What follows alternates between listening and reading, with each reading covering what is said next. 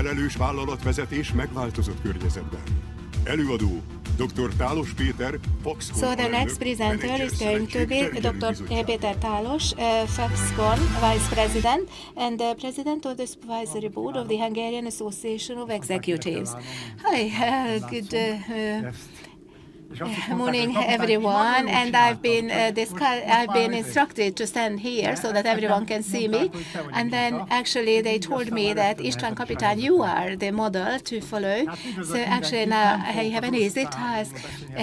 Okay, so let me extend a warm welcome to all of you. I'm going to talk about the something else than the Russia-Ukraine conflict. So my speech is going to be a bit more abstract. So when we were trying to think about this title of my presentation in line with the whole theme of the conference today, then I was thinking about the situation that has evolved in relation to the COVID situation and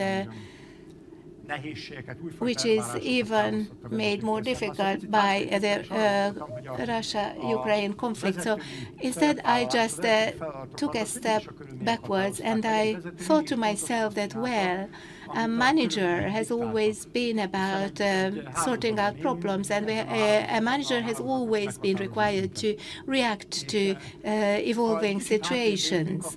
And if you take a step back, then if you think back to the past 2 to 3 decades, then I can realize there have been 3 to 4 phases where the archetypes of Hungarian leaders are quite typical.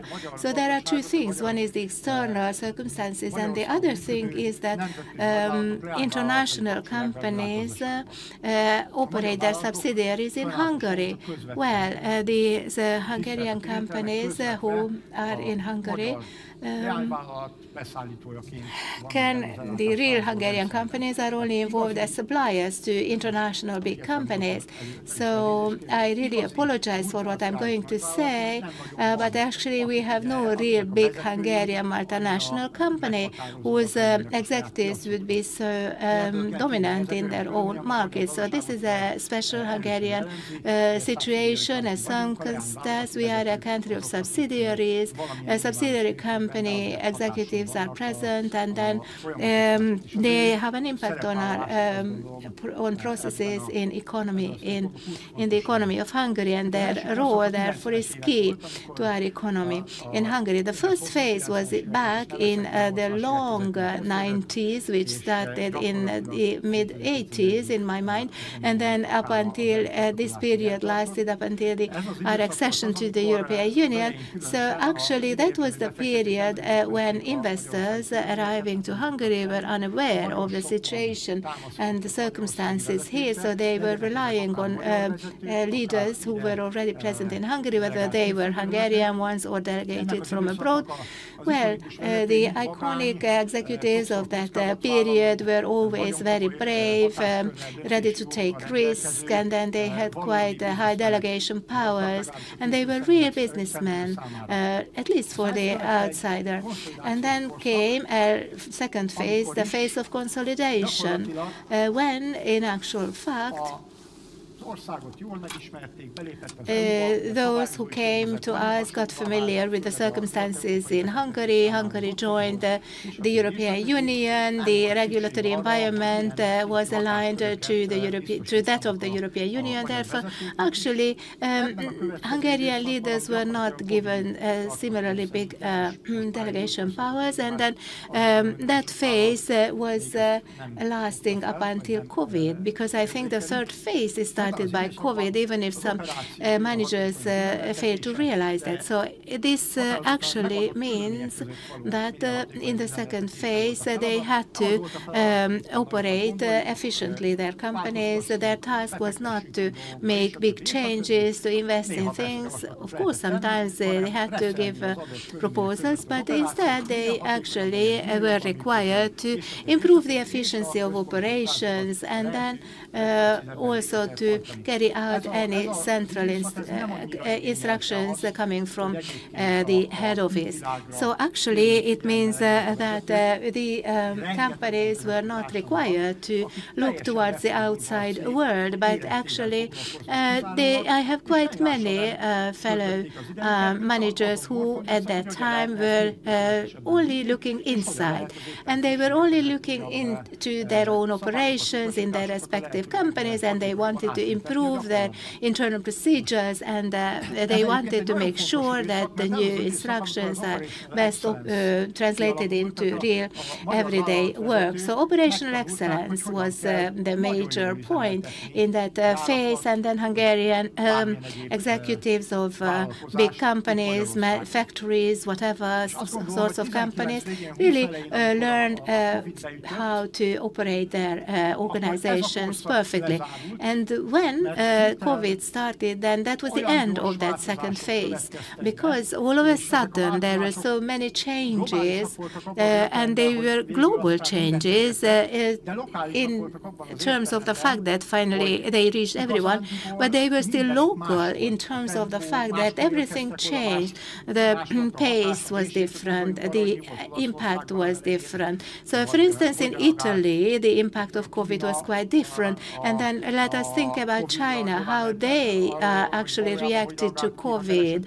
Actually, we have a little knowledge about how they reacted to COVID because they have been actually making lies, and we therefore have no information. So actually what we can see is that actually over Wuhan the sky became yellow because actually the crematories were working non-stop, and then it was suspicious that why then if from the satellites they could see that the sky became yellow, then we suspected that crematories had to work non-stop 24 hours a day, which actually is contrary to what we can hear from China, that there were no death cases. So this is only one example, but in actual fact, everybody had to react to these changing circumstances.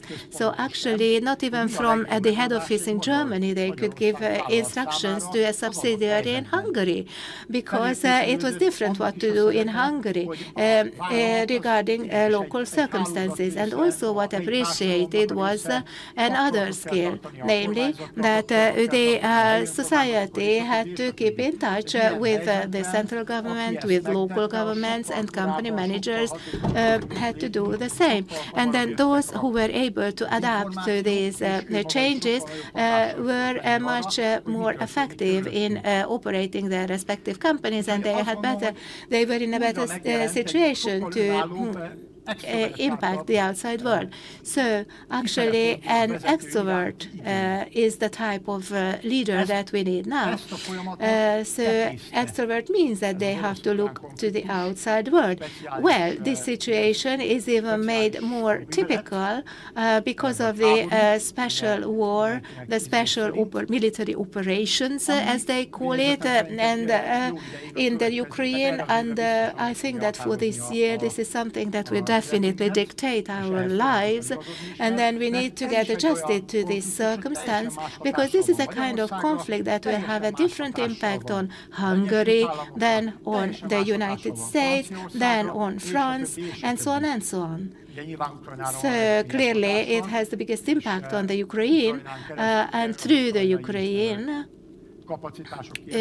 because of the lost capacity in the Ukraine, maybe actually in Hungary we can have some extra opportunities opened up for Hungary. This is just in brackets that I'm saying that. But in actual fact, this creates a circumstance to leaders in Hungary that if they are able to open up their receptors and look to the outside world, they have a huge opportunity now to have have a competitive advantage and to create a competitive advantage for their respective companies. And I think now I have come to the title of my presentation, that is responsible company management in the changed circumstance and changed environment. Well, this is an environment now that, thanks God from that point of view, requires real company executives, company leaders. So we are not going back to the brave leaders of the 1990s, but I think that what we have learned in the past 20 to 30 years, we have to somehow use and create a new alloy of it. So the kind of business acumen that was used in the past then should also be mixed with the next phase where the precision was required, precise implementation of instructions, because our companies still have to operate precisely. And but meanwhile, now there are huge opportunities ahead of everyone, because if they are able to utilize the new circumstances, that using some creativity, they could take forward their respective companies. It's very important to know that this is a theoretical issue as long as headquarters realize that. And also it's another issue when and which headquarters realize that, or will it be an real intentional change on their part, or maybe they will simply replace their leaders because they need such leaders who can create the required space surrounding them, because the de facto competencies of these leaders will not be the ones that are written down, but these will be that they make and create for themselves by, of course, taking risks and sometimes taking failures, because actually risk is something that involves sometimes failures as well. If you actually are ready to undertake that, then you will know which direction to follow. But I think that in the next decade ahead of us, the successful leader in Hungary will be such a responsible manager who is able to undertake risks, who is able to widen the space surrounding him, and also to change dynamically, and who is able to actually take care of the ship from the fleet that he is the master of. So the ship's direction will have to be steered by this manager much more flexibly than before. So it's not going to be an automated steering that, well, it's at 270 degrees and this is the direction to follow for the ship, because if there's a minor iceberg, for instance, which may happen because of the heating, the global warming, therefore they have to change the steering, the direction. So it's not that in the past that we had to have excellent subsidiaries within a group, but now what we need is that we need to have flexible ships that are not going always to the same direction, but the fleet that makes up a company, and it was only one central steering wheel that was steering all the fleet, now will not work.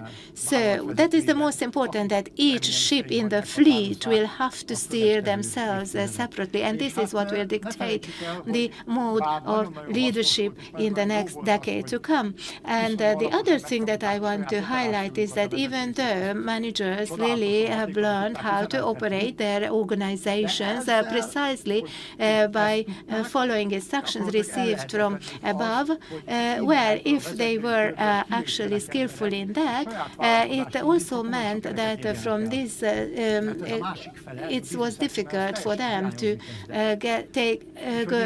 think out of the box. So these kind of leaders were not really skillful in thinking out of the box. So if this process that I am talking about really takes place, then we will have bigger chances of creating the foundations in terms of personnel that in Hungary smaller companies can be established, and like mini multinational companies could be established, and they could actually successfully fight in a market. in Hungary, because actually they only can do that if they have a chance to be big enough to compete with other foreign multinational companies. I know that I am supposed to talk about environmental friendliness, and I have to be green. I am there. It's written on me that I am green. But I think that company leaders can do that if we reduce our consumption. We don't use so much electricity.